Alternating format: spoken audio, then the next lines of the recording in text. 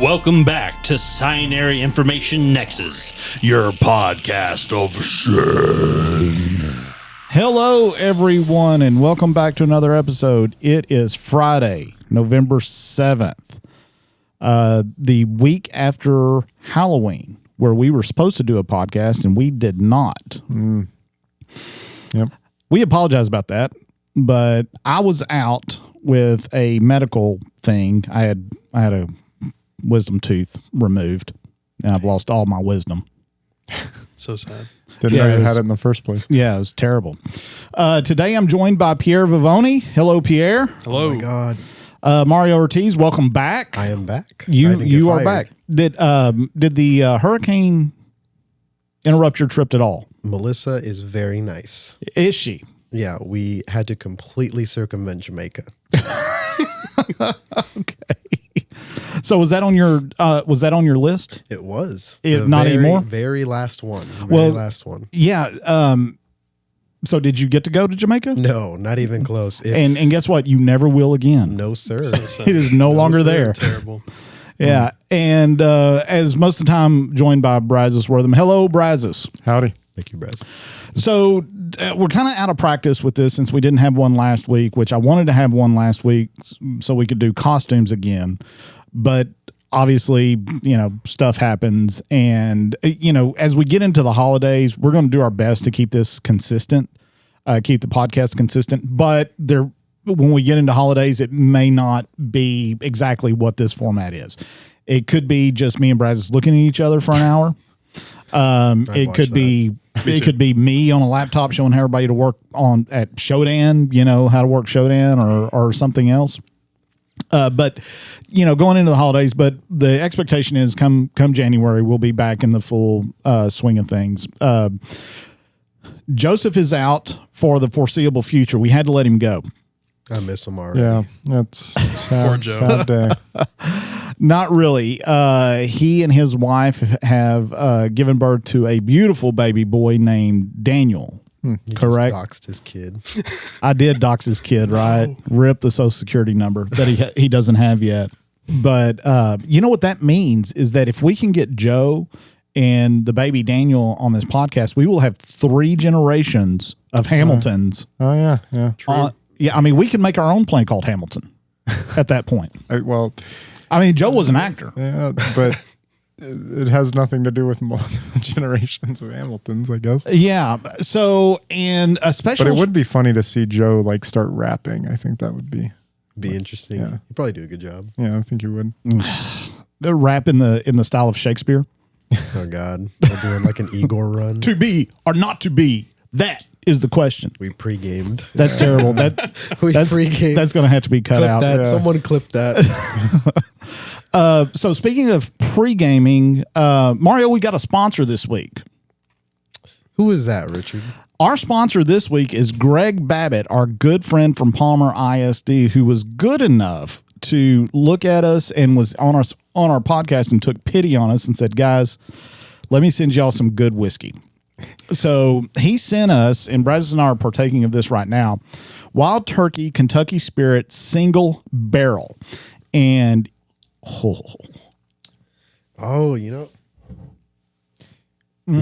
is this what they mean when when people talk about is it a Kentucky hug?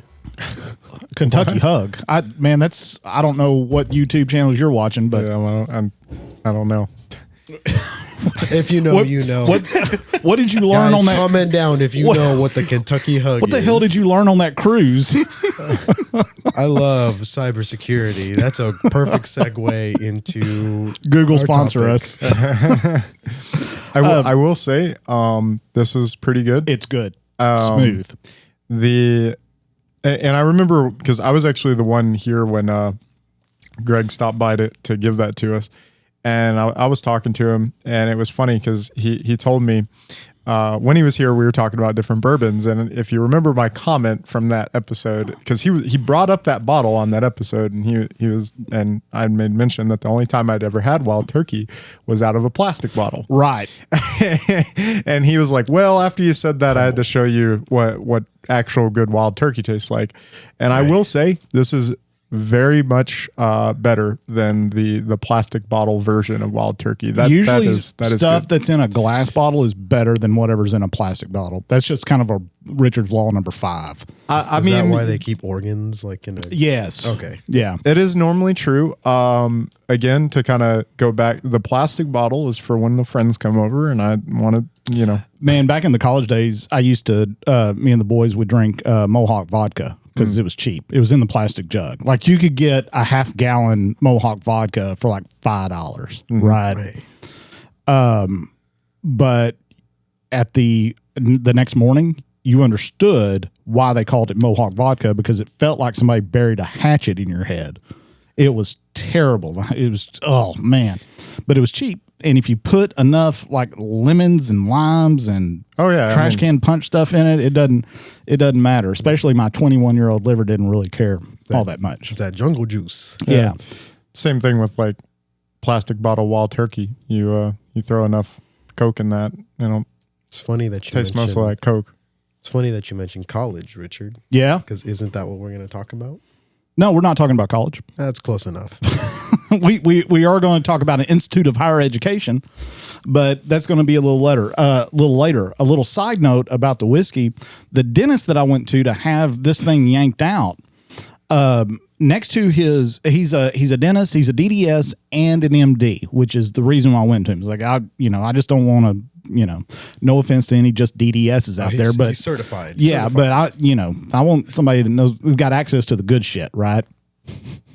And next to his medical degree, he has a certificate that says he is a whiskey master.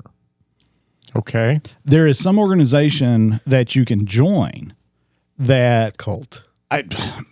you go through this process. Is it like one of those, like the whole you buy like 1 foot of land in Scotland and they No, because and here's how I know, right? First of all, the dude drives a Ferrari 458 Italia, right? So, you got to give him some props on that.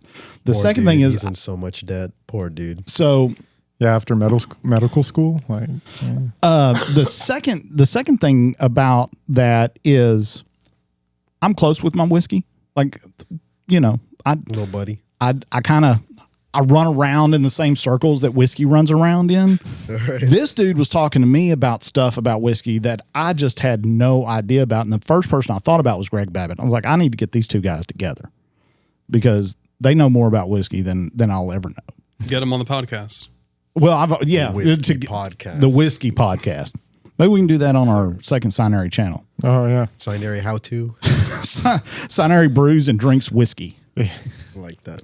But seriously, thank you, Mr. Babbitt. We absolutely appreciate that. It will not go to waste for sure, and it is very good. Yeah, I don't think it'll be around for the next time he's on the podcast. No, he better come quick if he wants any of it. Yeah. So, fellas, we've got a lot going on in the news, especially over the last 2 weeks. The first thing, the main topic of this episode is going to be AI slop and what's being created out there, because Kevin Beaumont, and again, if you guys are not familiar with Kevin Beaumont, he goes by the moniker of Gossy the Dog on X, and you can hit him up on LinkedIn. He's got his own blog site, which it's a Double Pulsar, which I am absolutely going to be quoting a lot from in this episode. You guys need to check him out, and also check out Marcus Hutchins. He's a Marcus Hutchins. Both of them are brilliant, like cybersecurity nerds. Both of them understand coding. They understand cybersecurity at a level and a depth that most people just don't get. They should be running their own companies. They really should be, but they're freelancers. Which is fine because they don't give a crap about who they offend, which is fantastic. Didn't Kevin Beaumont, like, he used to work at he worked at Microsoft for a long time. Well, yeah, and he got, did he get kicked out or something? I remember I don't know. I don't really know his backstory about why he left Microsoft. I do remember, and my memory could be flawed, but I think I remember in one of his posts or one of his blogs that he talked about cease and desist from Microsoft because he would criticize Microsoft about a lot of stuff, and because he was like an insider there, he ran that risk of intellectual property and all of that. So yeah, because I knew he worked for one of the bigger companies prior to being kind of like what we know of Kevin Beaumont today. Now he's not but Kevin Beaumont is a guy that he's often quoted by BBC. He lives in England, I believe. He's often quoted by BBC. He will be on TV over there as the cybersecurity researcher. I think that's what they call him. But he's absolutely a brilliant dude, and he's the one that I was reading that brought me to this story that we will talk about in just a second. But the first thing I want to talk about is something that we talked about in the summer back before we had video on this podcast. First of all, we are recording, right? Okay, good. We don't have our director, our producer in here, so it's me making sure everything's running right on this. But I do see the hard drive. So I think we got the hard drive, and it tells me we're recording. So blinky light. Well, and Donald set up a backup for me, so as long as I hit this one and I hit this one, we're golden, is what he says. And then 10. And then Mr. Yashka can fix it in post, basically. Yep. So the first story I want to talk about today is, and here's the lead on it. U.S. prosecutors indict cybersecurity insiders accused of Black Cat ransomware attacks, ALPHV. Those guys. Now, we did an episode about this, the Insider Threat episode. It was an audio-only episode. It was before we had video and we invested in all that, and it was back in the summer. So I went back and I looked, and this story kind of came out in July of this past year. And at the time when we talked about it, what we talked about was there was a company in Chicago that had employed a dude, but we didn't say names or anything like that because there was no indictments handed down. Well, there are indictments handed down now, buddy. And this dude, if everything in this indictment is true, they're cooked. Cooked, man. So federal prosecutors in the U.S. have accused a trio allegedly hacking the networks of 5 U.S. companies with Black Cat, ALPHV, ransomware group between May and November 2023 and extorting them. Ryan Clifton Goldberg, Kevin Tyler Martin, no relation, and an unnamed co-conspirator. Pierre. Weird. There's a Martin. Yeah. Based in Florida, all U.S. nationals are said to have used the ransomware strain against medical device company based in Tampa, Florida, a pharmaceutical company based in Maryland, a doctor's office, drone manufacturer, and the Chicago Sun-Times first reported the indictment over the weekend, stating Martin and co-conspirator number 1 were employed as ransomware threat negotiators for a company named Digital Mint at the time when these incidents took place. Goldberg was an incident response manager for cybersecurity company Signia. All right, so there is the lead up to that. So we talked about this in the summer, and we had long postulated in this office that I remember, like, we've been on a number of so if you don't know how this works, let me explain to you how it works. You get hit with ransomware, right? The first thing you're going to do is one of the first things you're going to do is call your insurance company if you have cybersecurity insurance. Cybersecurity insurance is going to get attorneys and a firm, a digital forensic investigative firm, the negotiators, involved in that. And we long postulated that there's so many ransomware attacks, so many of these calls happen. I think we've had freaking 12 this year alone. That how likely is it that the negotiators are getting a little something on the back end? Like, because these guys know each other, right? Right. You talk to a guy, even if you're supposed to be enemies, you talk to a guy long enough, you're going to build up a rapport on that. So, we had long postulated that those types of scenarios were likely to happen. And here we go. We've got an indictment from federal prosecutors. Now, it's safe to say that nobody's been convicted of anything yet. And you can go on about indicting a ham sandwich if you want to. But I promise you, they probably got the goods on these guys, especially if they got co-conspirator number one, who turns out to be an informant. They probably got that dude, right? Dead to rights. So I want to ask this question again to this group. How likely is it that this is a one-time thing? This is an anomaly. I would highly doubt that it's a one-time thing. I mean, the connection or the closeness between insurance companies and ransomware groups and knowing all the ins and outs of how all those systems work, not to mention when you're in the insurance companies, as is probably what happened to these guys, or like what they were thinking, is you know exactly the people you can target. Yeah. And in fact, because insurance is based off your underwriting for your policy is all based off risk, you know the people that are, at high risk of a ransomware attack. Are you saying that these guys have access to the checklist that the companies fill out to get insurance Maximum cybersecurity payout? I mean, it is most likely the case. Yeah. Well, these guys don't have MFA. They didn't circle MFA on their questionnaire, right? Yeah. No, I agree with you. They know, because I've seen some of those questionnaires. They're not real detailed, but they're detailed enough. I will pose the question. It could be kind of the inverse to that, is the idea of we know the people that actually can qualify for the insurance. So the insurance will pay out to the ransomware groups, and then the ransomware groups will just get kicked back to the negotiators. Yeah. So it could go both ways. Is like, the people that are at risk of a ransomware attack, so you can deploy it there, and then slowly influence the organization that you're working with and you're negotiating with to pay out to the ransomware group. Or B, the organization is going to get an insurance payout, so deploy it on them because you're an insider threat. You know where to put it. You know how to, swim through those channels without getting caught.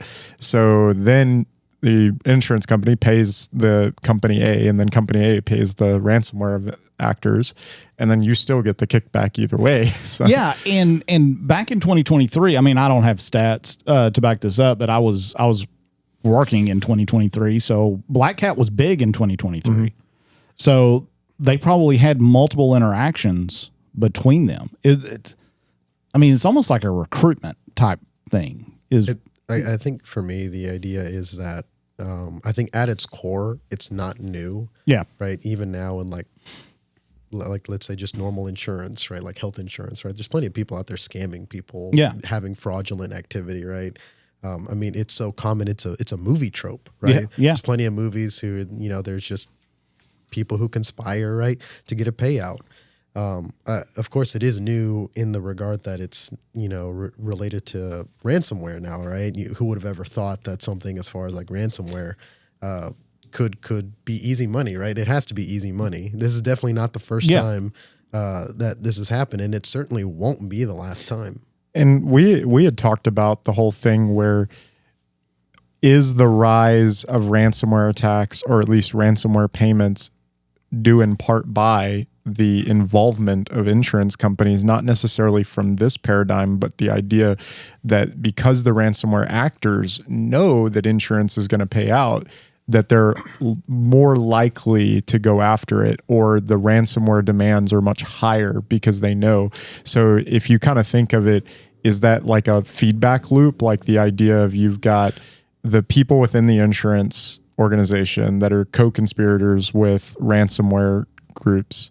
And then so it's like, raise the price, and then the co-conspirators are, dabbling in that. And There's that. There's also the, what was it in Oklahoma? The dude that owned a cybersecurity company, it was like a one-man shop or a two-man shop or something like that, went into a hospital and planted malware as a kind of a proof of concept. Oh, to, yeah.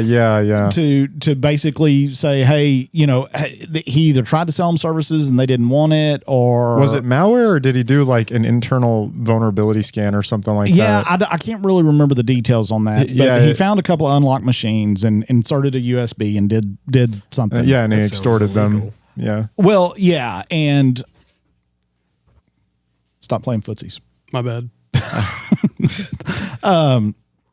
But yeah, so there's even companies that will do stuff like that, and it's sad because we work in this business, and this business is hard enough as it is. If even when you know who the good guys and who the bad guys are, but now you got to watch your back because you don't know if your insurance company is hiring some knobs that are in on it with the threat actors, because I don't know like how insurance companies vet the digital forensics folks.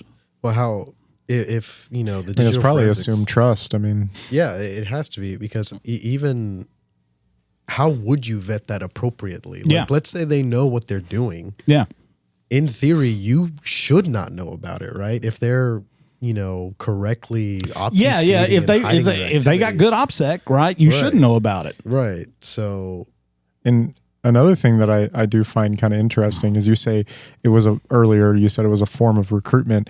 I think it was less a form of recruitment, and it's almost like a spiff program. So when in researching this podcast, I ran across a lot of articles about ransomware recruitment on like legit like cybersecurity you could have a whole podcast about that. But let's remember the fraud triangle. What is it? It's opportunity, motive, and rationale, right? If you have those three things, then likely you have fraud occurring. So was that in the two gigantic encyclopedias that you gave me? Yes, it was. Absolutely. If you look at their seal, it's in there. It's in their seal, the Certified Fraud Examiner's manuals. I read half of the title. I'm thinking of going back and finishing the title. Because it was rather long. I know I put it on your desk, and your desk cracked under the pressure. I gave it back. I don't want this.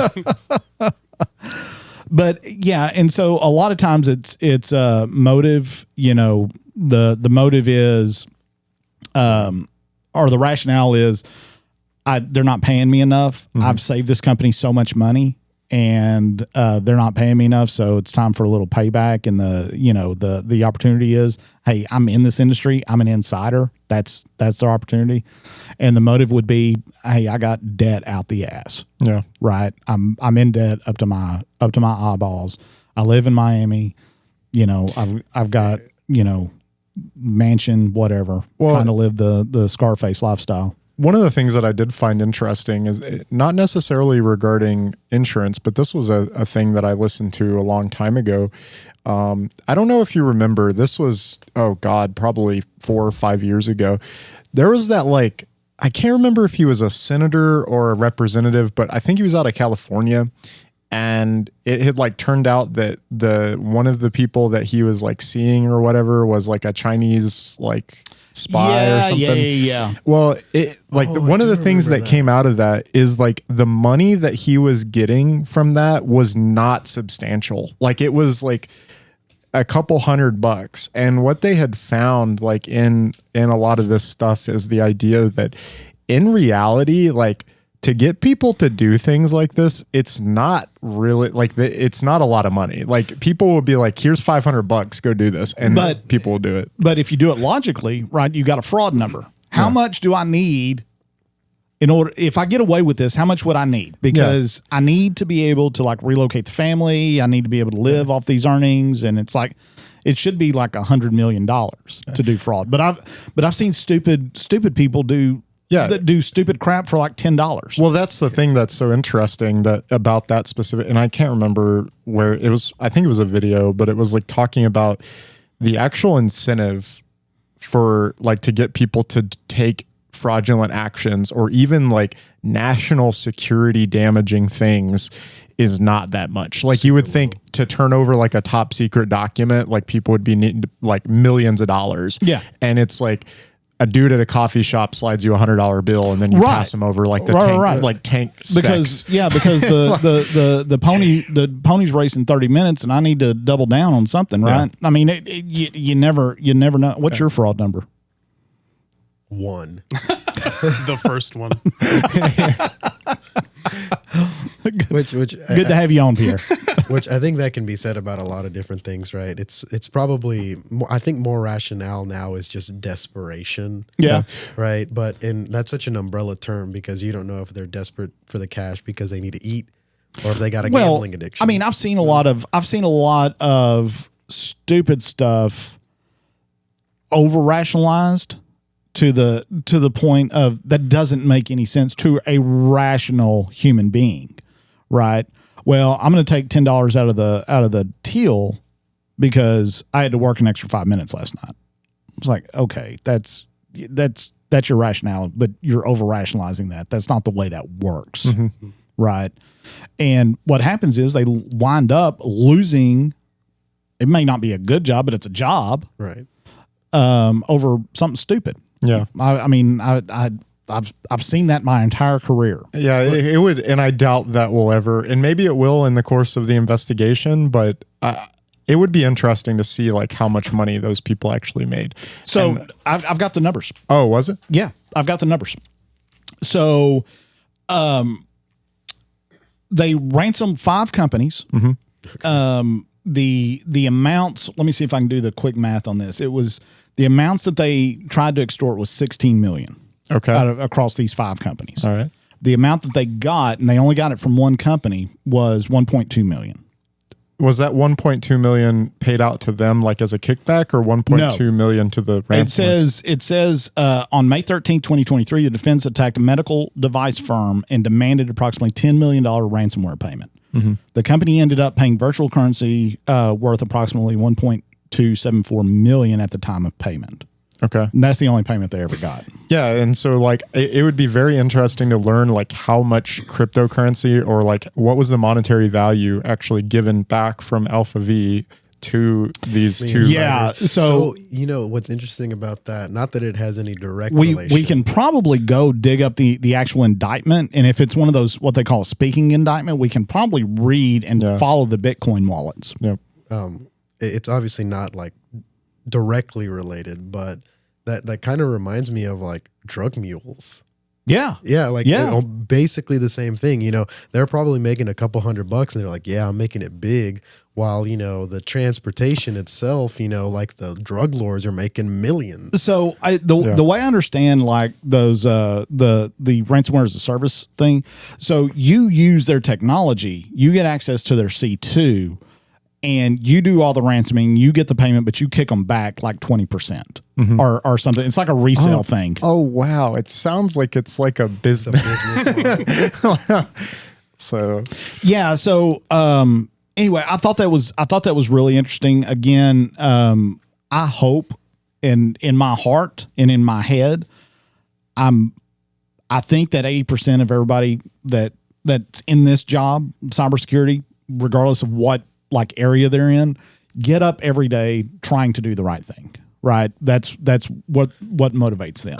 But then you have Nimrods who are going to do this and evidently did not, even though he's a digital forensics dude, didn't have good OPSEC because he forgot about the one co-conspirator number 1 who probably got busted on marijuana or something and said, you know what? You let me off. I got some. Call the feds in here. Started ratting. yeah, yeah. I got some good shit for y'all. Kind of in a weird way. I mean, that dude's OPSEC may have been really, really good. Yeah. But what is typically the weakest link in the chain? The human. The double insider threat. Yeah. the triple agent. It's the insider threat. Had an insider threat. Crazy. Well, so it seems like that we're going to be talking about scams. I want to switch it now to another type of scam, and I'm going to say it. I know it's probably going to be controversial. Well, redacted. I don't know. Our audience seems to be built from, or at least a lot of people are also Big fans of Louis Rossman. So. Hey, yeah. If you're a fan of Louis Rossman, we're that's our jam as well. So we dig on that. So here it is, the big story of the day from us, and I'm going to quote directly from Kevin Beaumont, aka Gossy the Dog. Cyberslop, meet the new threat actor, and this is in his title. I didn't make this up. MIT and Safe Security. All right, so let me give y'all a synopsis of what happened. Yeah, you kind of got like 2 books there.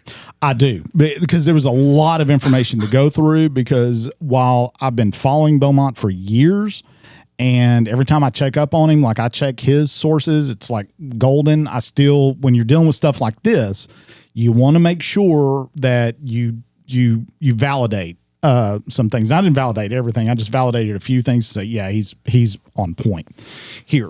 So let me explain to y'all what happened. So MIT published a paper, and I've got it right here. We're going to put the link to this paper in the description, because MIT took this paper down. Mm-hmm. It is no longer available. But because the authors of this paper are so wise in the ways of cybersecurity, they forgot about Wayback Machine, who archived a copy of it for the world to read. So we'll put a link to it from Wayback Machine, which, by the way, I got the link from Kevin Beaumont as well. They're going to get cease and desisted. I don't think so, because here's the thing about this. They cite sources that I actually went to and looked at. There's nothing in their sources, at least the ones that I've looked at, that indicate what they were writing was based in objective fact, right? Objective truth. What happens in the absence of data? People make shit up. People make Richard's shit first law. up. Richard's first law. In the absence of data, people make shit up. Well, I need to amend that. When I want to sell shit that doesn't have a market yet, and I need data, I'm going to make shit up. And that's exactly what happened here. All right. So MIT, Safe Security partnered with MIT. And let me be clear on this. This was not a research institution paper. Even though it looks like it. It says a working paper. It has CAM 20 S25.114 as the title. And the title of it is Rethinking Cybersecurity Arms Race, when 80% of ransomware attacks are AI driven. And it lists the author's name. 2 of the authors are from MIT. 2 are from Safe Security. So this was a funded paper. Yeah. As it were. And so I'll just read what Kevin Beaumont said here, because I can't do it any better. Cybersecurity vendors peddling nonsense isn't new. But lately we have a new dimension, generative AI. This has allowed vendors and educators to peddle cyberslop for profit. He goes on to define what he considers cyberslop. Earlier this year, MIT released a working paper and made a web page around 80% of ransomware attacks using generative AI. Here's a snapshot of their website. By the way, if Marvel ever looks at that website, they're going to be in trouble, because it's clearly Iron Man and Black Panther. There. What do you mean? It's Dark Bobcat. Yeah, exactly. The other one earlier, I say Captain Courage. It's Captain Courage. 80% of ransomware attacks now use artificial intelligence. He goes on to cite the paper. He produces copies of the paper. He even prints out pictures of the people involved. I'm not going to show that. All right. He says, I highlighted the paper online as CISOs kept forwarding it to me, saying they are worried about generative AI, and that he was wrong about generative AI not being a major part of ransomware group operations. Mm. And he goes on to say, it isn't, by the way, I track them. And we can confirm that from what we see based on the data that we have. We have never seen anything that looked anything remotely like ransomware in any of the attacks that we've seen. And we've worked on from Lockbit to Akira to it even mentions Emotet in here, which we haven't seen since 2018. Right. So anyway, the whole purpose of this paper was to promote this company called Safe Security, but they do it in a way that looks like it comes from MIT. Is this a scam? Seems I mean, like it. yeah, it's one of those things that companies have kind of been doing that for a really long time. Like they'll get either, like for example, health, like food or health companies or whatever may partner with health, like doctors, and then, or they will be doctors, for example, take that dentist you were talking about, but they're talking about liver disease or something, and they got a dentist to actually make the comments on like what they're saying is good, right? So companies have done that type of thing for a very long time, where they will pay for research papers, and then it makes it look really official. That's why whenever you're reading any sort of research paper, you need to follow the flow of money. Where is it being what's funded from? kind of goofy about that too is I hadn't done very deep research, but there's a very similar thing in food advertisement. So there's like a line that you can get super close to, but of course you can't outright lie, right? You can't sell a candy bar that says it's going to make you live longer, right? Very, very clear and deliberate lie. But there are certain things that you have liberty of saying if you can prove it to a surface level. Like you were saying, they are a doctor. They are certainly a doctor. But just because they're a doctor doesn't mean they're the right doctor. Yep. So a lot of that in food products too, where it can almost be misadvertised, but it's still legal. On a lot of the candy bars or like protein bars as an example, actually look at that. Actually look and see what it says, because some will say, like the one that I was looking at not too long ago, a lot of protein bars have numbers, big numbers, right? Because that's what they're trying to sell you, right? Is protein. Yes. Yes. So on some of them, where you will see like 20 grams of protein, you're like, wow, okay, that's 20 grams. Some actually have the big number. And in really tiny print, it's not 20 grams of protein as an example. It'll be 20% and very tiny icon percent, right? And so the entire protein bar is going to have like 2 grams of protein, but that is legal. I believe it's legal. Well, it's like to use your example, they'll do like the whole net carbs thing. I'm not talking about the legality of this. I know this is very legal. You pay me enough money, I'll write something, right? That doesn't mean it's not a scam, though. No, yeah, 100%. 100% Right. a scam. Yeah. From what we've heard so far, at least, it seems like they wrote it to be able to cite it later. Exactly. They wanted this paper to post and say, look, MIT did research on this. Oh, and by the way, if you want to solve this, we've got the solution for you on that, right? And to your point, the companies have been doing that forever, but it doesn't mean that's the right way to go about it. They paid MIT to fabricate a problem that they could come in and solve. Yes, they did. So I'm going to read from MIT. Yeah. So these dudes have MIT.edu email addresses. You want to verify that? They do. They do. Thank you. Thank you, Pierre. You will be called later to testify. Hey, just say supposedly. Allegedly, reportedly. Oh my God, you peaked the mic so hard there. Jesus. Started clipping. So Kevin Beaumont refers back to Marcus Hutchins, who had read Kevin Beaumont's post and was like, man, this is fantastic. And this is what Marcus Hutchins says. Kevin Beaumont roasted that 80% of ransomware attacks are now powered by AI paper so hard that MIT appears to have deleted it. And they did. I actually went and tried to find it, and you couldn't find it. Or at least I couldn't find it. He goes on to say, the paper was so absurd, I burst out laughing at the title. Then when I read their methodology, I laughed even harder. They basically took a sample of ransomware attacks, then tried to figure out how many used AI. Their definition of used AI was basically the threat actors are known to use AI for anything in any capacity. Yeah. Vibe coding bros, right? Their definition of AI powered was already dubious.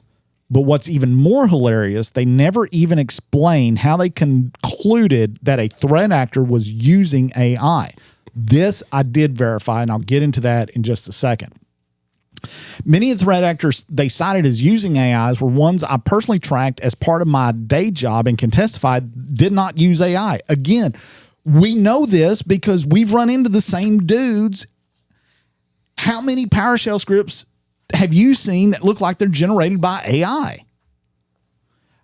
That paper goes on to talk about how these ransomware actors, Lockbit and Clop, and people that have not even been ransomware actors, Ryuk, ransomware group, Hub. like where did God, and I wrote 2015 called. They want your ransomware. yes, game back. yes.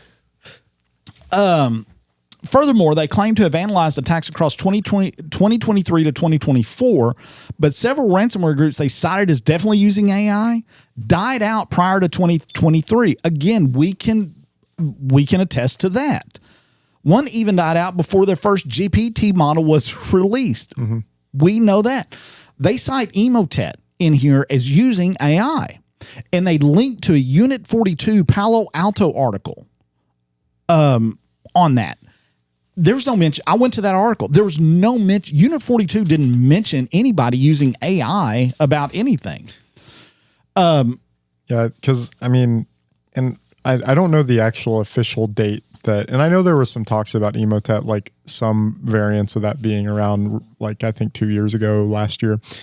But the last time I saw anything regarding Emotet was like in 2019, 2020. Yes. And ChatGPT publicly released in November of 2022. So Exactly. While this specific claim and incident is especially egregious, he's being nice. It's only a small part of a growing trend. For a while now, tech companies have been disguising marketing blog posts as academic research, to your point. Mm-hmm. Sometimes even publishing it via respected journals. MIT.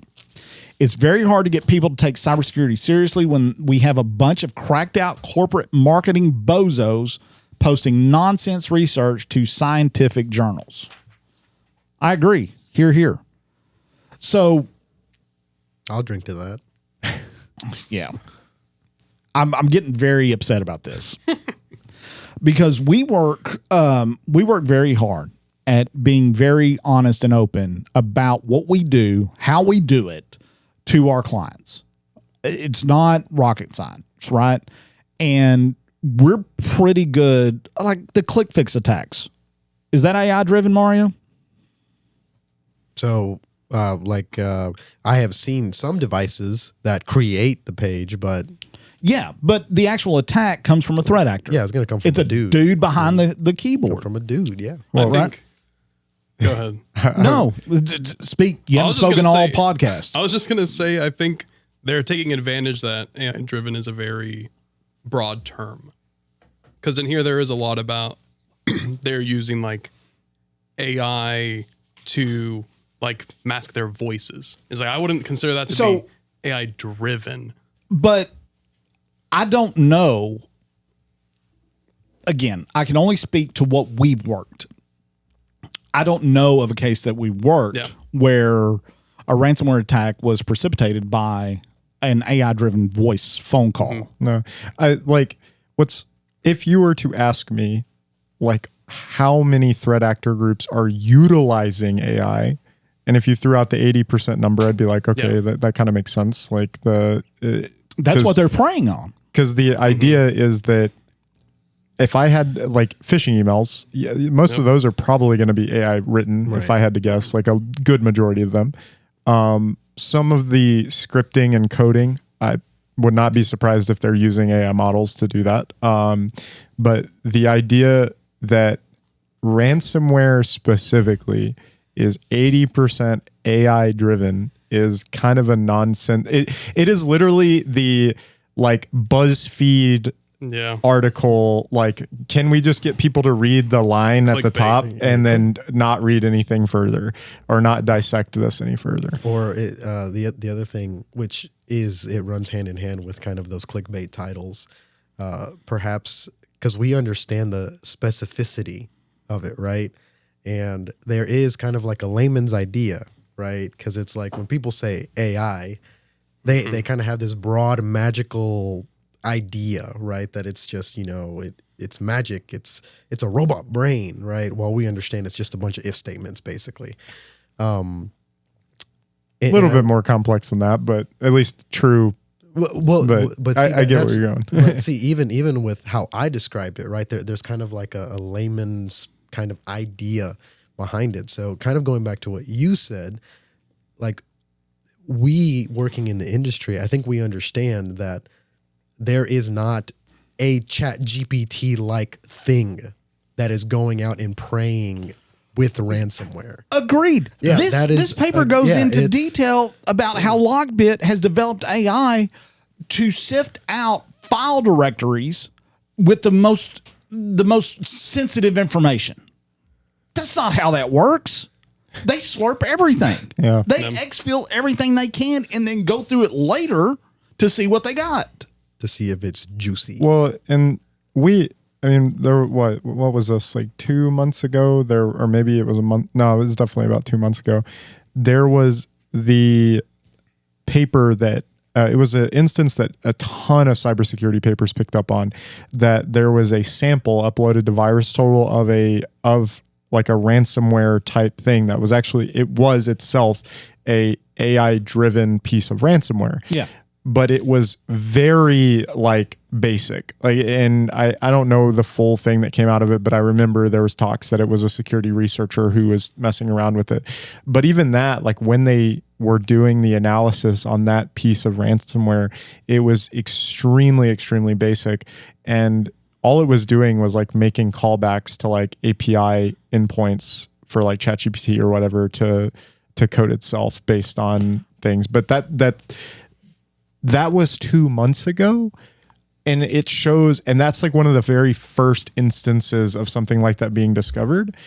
And so that was extremely basic, and tech rapidly evolves, but I don't think from 2 months ago you would go to say 80%. We are still light years away from truly polymorphic code generated with generative AI. I mean, we're still light years away from that. I'm not saying it's not going to happen in 2026. It very well could happen in 2026. I mean, that's a little shorter than like a.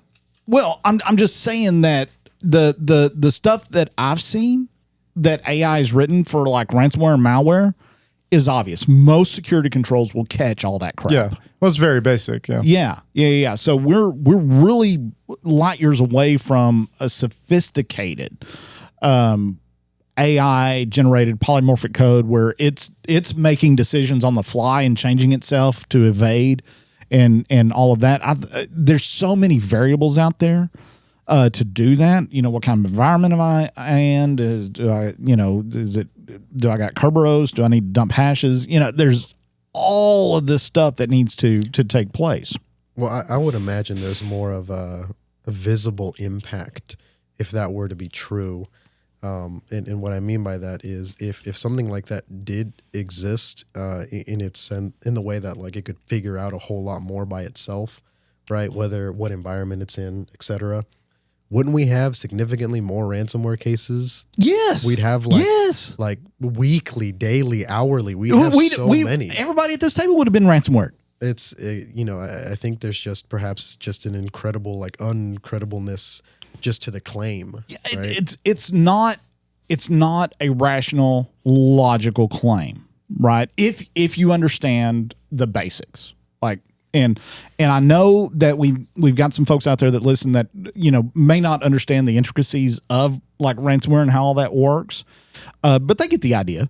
They kind of understand the ins and outs of it. I think most people in the modern day, like if you work even tangentially with technology, like you're gonna know what ransomware is. Like, did you pull anything else out? Well, this stuff is crazy. You wanna know a crazy quote from this paper? Yes.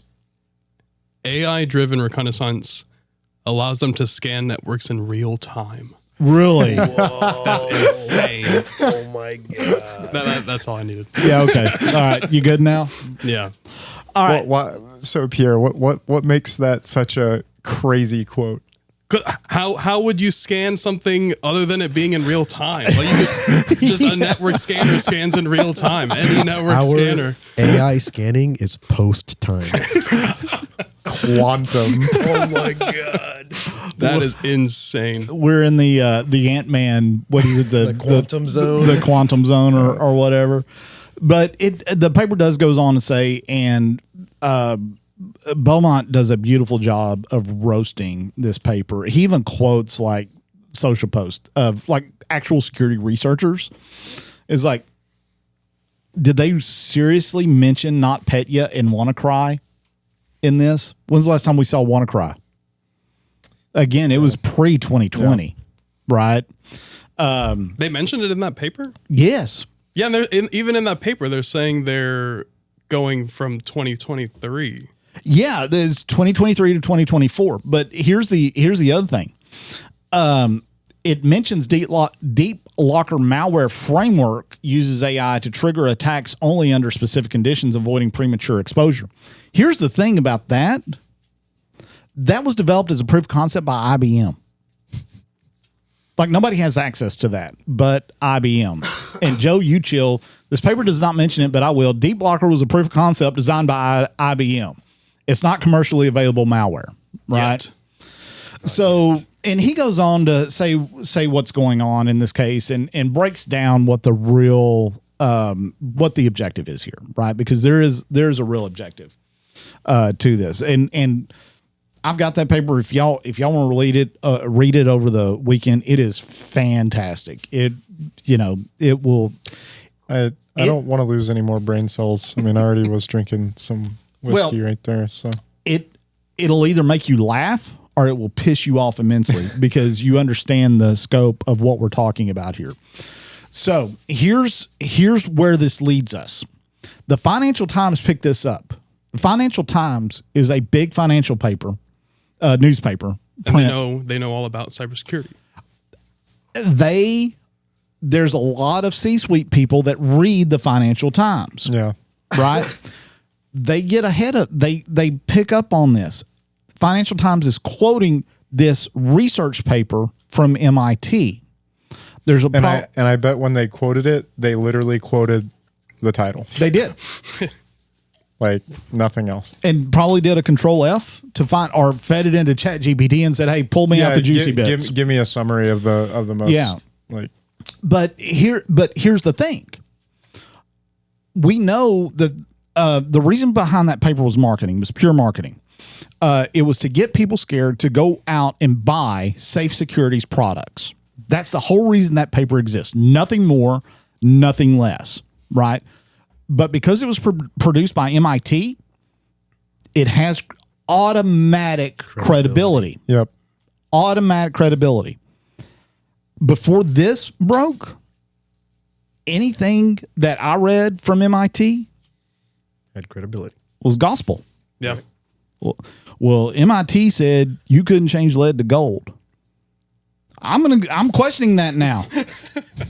I need to go find some lead. I need to do some alchemy on that, which leads me, which is the biggest problem of all. We talk about, Brazos, you and I have talked about at length about this AI bubble in the financial markets. Oh, yeah. Yep. Right. And if you remove the investment in AI from the United States economy in 2025, we should be in a recession. Yeah, it's single-handedly one of the investment in data centers and AI and is the only thing keeping like the U.S. economy looking as good as it does. It is the only thing that's propping up, the economy at this point. It's like 80% of all investment is AI, like AI related, something like that. Publish that, MIT. 80% of all investment is AI related. Publish that. I like those numbers. Yeah. Well, and it's staggering. Like, so And then there's that triumvirate of Oracle and Microsoft and OpenAI, and that money is just, it's like a shell game. It's all round tripping. And there are some things that point to like, okay, like if you're being on the devil's advocate side of the whole round tripping thing, but even still, you look at that and you look at the way that companies are responding to this, and they're trying, and I guarantee you what it is they have dumped so much money into this that it has to work. Like it has to work. Because if it doesn't, like, so that's why I got into gold. the thing I dumped NASDAQ stocks last week. I can't remember what. Oh, geez, man, it was like OpenAI burns like $15 billion a quarter or something. Yeah, their revenue is like 3.5 billion, which is a lot of money, by the way. But they burn even more. They are not a profitable company, and most ventures into AI, for at least in its current state for organizations, just aren't. It doesn't turn out to be anything. There may be some futuristic space, Star Trek, Star Wars, AI sitting out there that IBM or Microsoft has access to. I haven't seen it yet. There are some good LLMs, but that's exactly what they are. They're LLMs. It is a better version of Google. Yes, and there is some merit to that. I mean, that it is, when you use it and you know how to effectively use it. You don't make it write research papers for you, or you don't. If you're Deloitte and you make them produce an Australian research paper that you pay $290,000, the Australian government pays $290,000 for. Turns out it's written entirely by AI. If you use it for the things that it is good at, and you know what you're looking at, it is kind of a force multiplier to your efforts. Absolutely. But the problem is what this is preying on is ignorance, and just taking everything at face value. Yes. And that's where this and crap is. You are absolutely correct. And shame on MIT for allowing their name to be associated with something like this. If you want to go out and hire a marketing firm to go and tout your product and talk about generative AI and how bad it is in ransomware, fantastic, do it. Right? It's a free market economy. The moment that an institution like MIT gets involved, that's your credibility on the line. And we live and we work, especially at this company. Our reputation is everything. I could not imagine. Like, I made a joke earlier. It was like, hey, pay me enough money, I'll go write a paper. That's not true. Because you can ask our clients, even in our assessments, we're honest. We may put words in places and what do I call it? I call it I do not know. Yeah, it's a phrase that I use often. I've had too much whiskey, but anyway, we may put it in a very acceptable terms, or digestible. Right? Yeah, yeah, that word. Yeah, truly, way too much whiskey, too much whiskey. That and the thank you, Babbitt. Yeah, we appreciate it. It's real good stuff. But the moment that you sell out your credibility for a paycheck, that's bad. That is terrible. It's one of those things that I think is pretty prolific in the modern just company, like, capitalistic system, unfortunately, is most organizations are not they're not in it for the long game. It is quarter to quarter. How much money can I put in my pocket? And then I don't care. I don't care if it crashes and burns. I don't know anything about safe security. I went to their website. I know Marvel needs to take a look at their website. Marvel, if you're listening, sponsor us. Hey, that's his line. Yeah. Do they have their C-suite like listed on their website? Because one of it is Vedette Baxi, co-founder and CISO. I hope I'm saying that right. So what I'm wondering, though, the safe security people, how are they if they might be affiliated with MIT? They might have like a graduate of MIT. They may have, and it So could they be have an classmates, in. but that doesn't matter, right? Yeah, The institution takes precedence over any sort of bromance you may have had. But you got with a good buddy with a bunch of money. But the institution takes precedent. I mean, MIT's been around for 150, 180 years. I think the big thing there that I've more or less been thinking about is that probably works in a more standard consumer market, right? Like food, books, digital media. How well does that work in our profession? I mean, would kind of be my It idea. works. Yeah, I will say, like, unfortunately, this stuff does work. The Financial Times picked it up and cited it. Yeah. And we're complaining about it. And I know Kevin Beaumont wrote a really good paper, and there's probably plenty of people in the greater cybersecurity sphere and ecosystem that are complaining. We hear you clippies. Yeah. But the thing about this type of stuff is that I guarantee you, for most people, 80% of people, that they will read this line right here and they will never go past it. But and that's all my this point. outrage will, That's my point. MIT should have never put their name on something like that. yeah. And I mean, I get that they shouldn't have, right? Safe Security can do whatever they want, Yeah. right? They can create a paper that looks like it's a research paper. They can do all that, right? They can get a marketing firm to promote it. But the moment that MIT gets involved, it has automatic credibility. Well, and one of the things that I would be very interested to learn, and obviously this may never come out, is how much these people got paid to write this. Like, what was the grant, the funding, the agreement from Safe Security and this?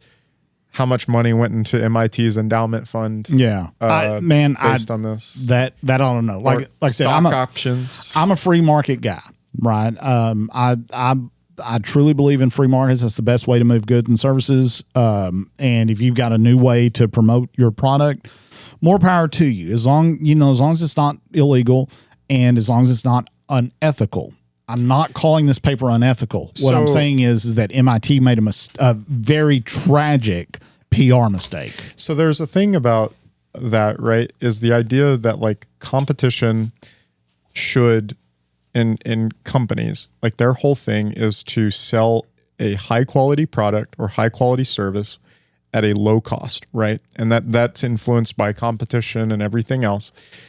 But we have gotten into an age that unfortunately things like this don't lead themselves to that type of behavior, because it's like these people, and I don't know anything about the Safe Security product. It may do something, right? It may do what it says it does. But from this type of thing, like people are willing, like you said, a scam, right? They wrote this to scam people. I mean, I'll just call it the way that it is. Use that type of language. If they're willing to do this, how high quality is their product? Like, right? Yeah. Like it. Yeah. Let it stand on its own, right? Yeah. It's Snake oil salesman. yeah.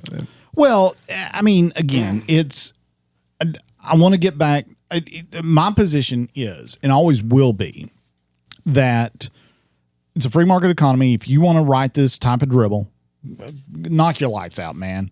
That is again, as long as it's not illegal and it's unethical, or it's not unethical, then go for it. But because to me, you might as well, for MIT, that's like an institution that I highly revere.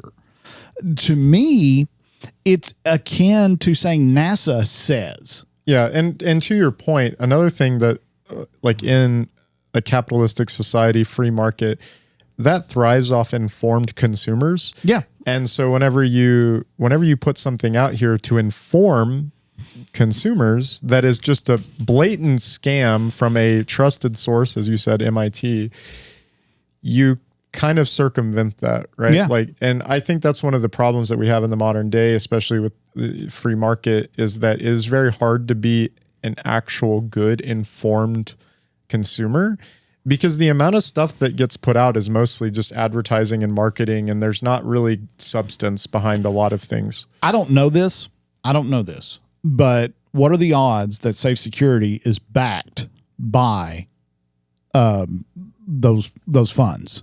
Like venture capital funds? Yeah, venture capital. I mean, most likely. There are very few organizations that are actually bootstrapped. Like, I mean, the playbook for a lot of these Silicon Valley, like STEM type organizations is they go there, they look for angel investors, they get a bunch of money, and they don't care if their thing fails. I mean, they're just trying to get money from you. And we had and then they burn that cash on crap like this. Yeah, and we had a whole episode on venture capital where the whole idea was the 1 in 10. All you got to do is be 10%. You got to be right 10% of the time. Mm-hmm. That's all you got to do. And what really irritates me, and I've said it a lot on this podcast so far. What really irritates me is the MIT slant on this. They may have done this before, but this is the first time I've seen it. And I have not read most MIT research papers, but I mean, this one is extremely blatant. Remembering this one. Yeah. Typically, the stuff that I've read from MIT are researchers that actually do the work in the lab, and they come out and they produce a paper. Then they get venture capital funding to produce the thing they created in the lab. So I did listen to a podcast not too long ago that was quite interesting. It was actually done sort of another financial sided podcast, but they actually had a guy that was originally from Google DeepMind on, and he works for a like an investment firm now. And like his whole thing, like what the reason he works at that investment fund is to build like models to do trading, like stock trading. Yeah. Right. And we could get into that. But one of the things he talked about, which I think is kind of relevant to this, is the idea of research papers, because he was talking about how from a education standpoint, like these big Ivy Leagues, there are less and less people that are actually putting out quality research papers, because the point of that is like, yeah, you get your name out there, but really the thing that pays you is you go work for a private company and all your research stays proprietary. And so any of the good researchers aren't actually at public universities. I'm going to give you a name, Sabrina Hofstadter, who is a physicist who speaks at length on YouTube about the bullshit being produced by institutions of higher education as far as research. It's all trash and it's all garbage because they live off grants. And if you're not focused on in their world, it's string theory. If you're not focused on string theory, you're not going to get money to do research. So you have to do string theory research, and it's all crap and garbage. The stuff they come up with, and they're producing papers just to produce papers. That's a whole separate issue. Oh yeah. From this, but I get your point. On that. And gentlemen, it has been a fun-filled hour and 10 minutes. You believe it's already an hour and 10 minutes? Pierre? It was a good topic. How'd you enjoy it? It was fun. Was it? Yeah. Is he going to be back next week? I'll be back every week. Okay. So I need Brazos and I will not be here next week because we will be in Illinois when it's 14 degrees below zero. I'm native Texan. I'm not looking forward to it. It's 80 degrees and I start putting on jackets, and I'm going to have to be in like it's negative 30, like blizzard. The other thing that we're going to have to deal Yeah. with is the air traffic control situation. They've already canceled flights out of Waco to Dallas. So who knows when we show up on Tuesday at DFW, we don't know. We may be driving. Yeah. I mean, we may have a podcast next week anyway. So this one will release next Friday, but the following Friday, there will not be one released because we will not have had time to record one unless we do one like the Monday we get back or something like that. You know what we should have? What's that? We should get Pierre, Mario, and I don't know, Teague. Oh, dude, I would love to have that.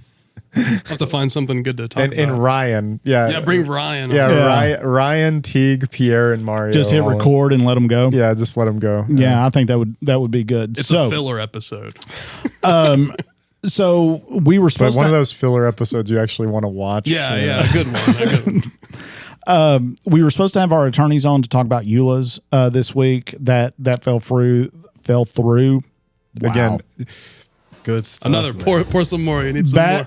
Babbitt, good stuff, buddy. It'll roll over if you Yeah. keep drinking. So I can't feel my teeth anymore.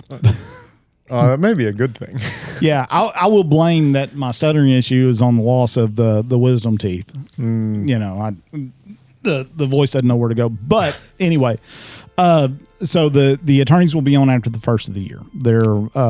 They're preoccupied with a lot of litigation work, not on our behalf, thankfully enough, not until this episode airs anyway.